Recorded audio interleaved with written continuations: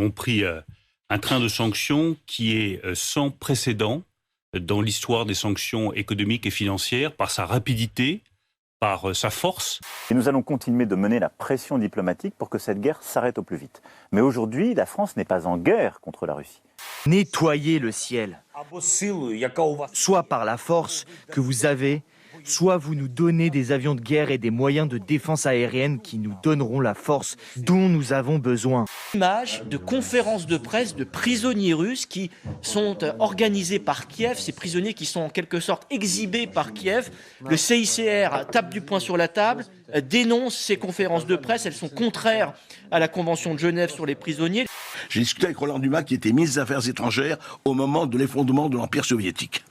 Il m'a dit un truc très simple, je ne vois pas pourquoi il racontait des histoires, qu'il y a eu un accord à l'époque, vous savez, quand ils ont retiré de l'Empire soviétique les fusées, etc., de Pologne et partout. En février 90, James Baker vient négocier avec Gorbatchev la réunification de l'Allemagne.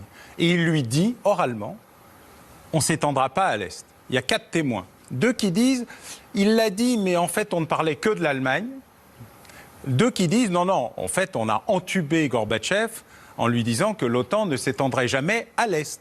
Si Poutine a déclaré une guerre monstrueuse, n'oublions pas que les fauteurs de guerre sont dans notre propre pays. Et puis, à l'inverse de tous les va-t-en-guerre, bien tranquilles ici, qui attisent le feu du haut des plateaux télé.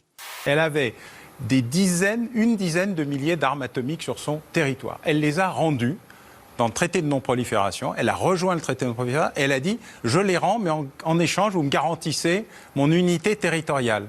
Les Anglais, les Américains et les Russes garantissent officiellement, depuis 1994, l'unité territoriale de l'Ukraine. Donc il y a une série d'histoires que nous avons oubliées. Kiev, quelques minutes après les annonces de Moscou. Les premiers habitants passent les checkpoints des forces ukrainiennes après que la Russie a décrété un cessez-le-feu dans plusieurs villes, ainsi que la mise en place de couloirs humanitaires. Voici les 6 couloirs mis en place par la Russie.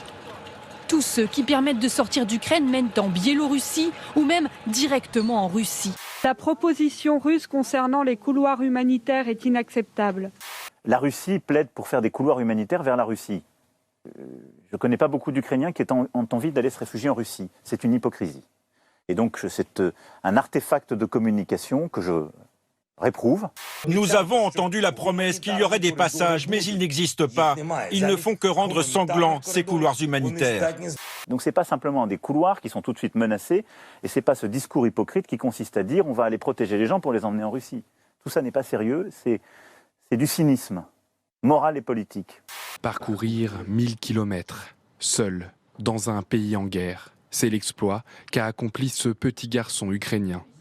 Parti de Zaporodjia, il a traversé l'Ukraine en train avant d'arriver à la frontière slovaque. Il a été contraint de partir. En cause, la centrale nucléaire de Zaporodjia visée par des tirs russes.